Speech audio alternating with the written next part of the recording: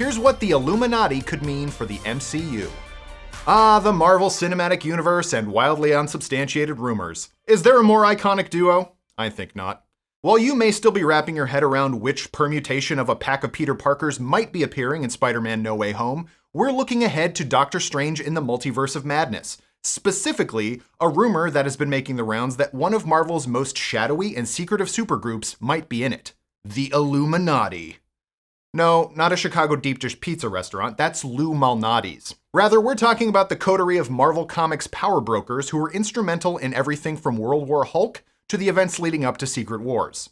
While everything we're discussing is unconfirmed and highly theoretical, we're going to be discussing spoilers for series like Loki, WandaVision, and What If. Slow down a little bit, there's a few people in the room that don't understand. Likewise, if this winds up being true, it could be considered a spoiler for Doctor Strange in the Multiverse of Madness.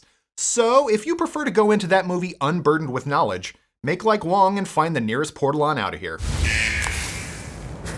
So, before we get into the how and the why of this theory, it's important to understand who the Illuminati are in the Marvel Universe.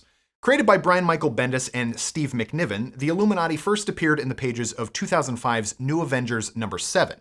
Essentially, they were a top-secret organization of the world's most powerful and influential people in the Marvel Universe who would meet in private to shape the course of events in the superhuman world and make decisions on the best path forward. The original group consisted of Doctor Strange, Blackagar Boltagon himself, Black Bolt of the Inhumans, still the stupidest name in history, Charles Xavier, Reed Richards, the reigning King of Atlantis, Namor the Submariner, and your boy Tony Stark. First coming together in the wake of the Kree-Skrull War, the group realized they all knew about the threat and could have stopped it from happening if they had acted together proactively. But rather than offering a public-facing united front, they decided to collaborate and share information in secret. Over the years, they had their hands in everything from launching Hulk into space, to trying to stop the Skrull secret invasion, to collecting all the Infinity Stones in an effort to will them out of existence. In most cases, their plans blew up in their faces, pretty spectacularly. However, most importantly, and perhaps most relevant to the MCU, is that the Illuminati were instrumental in planning for what to do about the impending end of the multiverse. Now I know what you're thinking. The end of the multiverse? Didn't it just begin in earnest in Loki? Yes it did. In the MCU. But in the comics, during the lead up to 2015's Secret Wars, Incursion events began taking place where two different universes collided, with each threatening to destroy the other. The only way to save one universe from destruction was to obliterate the other using powerful antimatter bombs, a method that nearly tore the group apart. One thing led to another, and eventually only two realities remained and ultimately collided. Using an extra-dimensional life raft created by Reed Richards, some of Earth-616's inhabitants managed to survive only to find themselves reborn in Battleworld, a strange patchwork reality consisting of previously destroyed universes.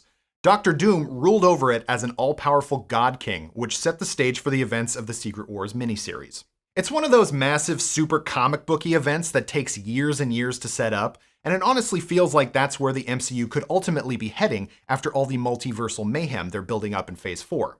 It's also the only storyline the Russo brothers have gone on record saying they would come back to Marvel to direct, so you better believe that the House of Ideas is cooking up ways to make it happen. However, back to the matter at hand, the Illuminati and Doctor Strange in the Multiverse of Madness. Did you forget that's what we were talking about? Why would Marvel introduce them during this supernatural Sam Raimi sequel? Well, the reasoning is simple. The multiverse was effectively restarted in the finale of Loki when Sylvie stabbed He Who Remains. Based on what we've seen so far, Spider-Man No Way Home is going to lean into it further and show what happens when we try to meddle in the multiverse as multiple Spider-Man universes bleed together. And the finale of WandaVision showed us that Wanda's kids actually are somewhere out there, calling to the newly empowered Scarlet Witch across time and space. We know that Wanda Maximoff is going to play a major role in Doctor Strange in the Multiverse of Madness. Given her status as a Nexus being in the comics, which was hinted at in the show as well, and just how powerful she really is, something tells us she is going to find herself in the crosshairs of all manner of evildoers looking to exploit her and her chaos magic to bend the multiverse to their will.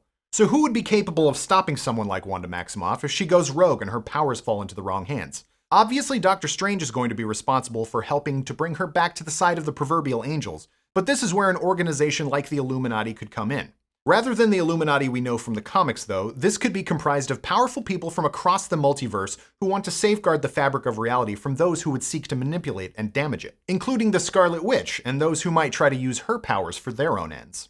With rumors of everyone from Captain Carter and Doctor Strange Supreme from What If making their live-action debut, to characters like Professor X and Storm crossing over from the X-Men universe, to familiar faces like Monica Rambeau making an appearance in this film, it's anyone's guess as to who would actually be part of the newly minted MCU Illuminati. Given that Tony Stark is deader than Uncle Ben, you can probably rule him out, but characters like Namor are rumored to appear in Black Panther: Wakanda Forever, and we know that Mr. Fantastic is joining the MCU in the eventual Fantastic Four movie, so anything can happen.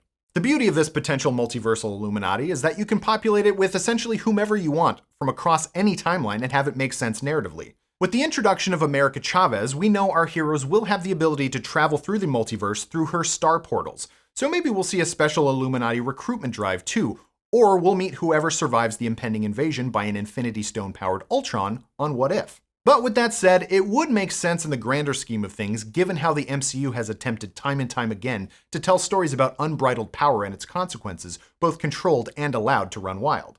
And with Earth's mightiest heroes effectively off the table, Doctor Strange might need some help stopping whatever otherworldly threats that have designs on our world, and others too. Anyway, folks, there you have it. As with any unconfirmed rumor, take it with a Galactus-sized grain of salt for the time being. But given the prominence of the Illuminati in Marvel's larger storytelling and the role they could play in the road to a Secret Wars event series or movie, it feels within the realm of possibility. After all, the multiverse is an awfully big place, and I'm told from reliable sources that it is, in fact, full of madness. Regardless, we'll keep you up to date on all things MC and U over on Nerdist.com. In the meantime, though, tell us, what do you think of this theory? Who would you want to see in the MCU's version of the Illuminati? Let us know in the comments below, and for the latest and greatest in the world of pop culture, stay tuned to Nerdist.com.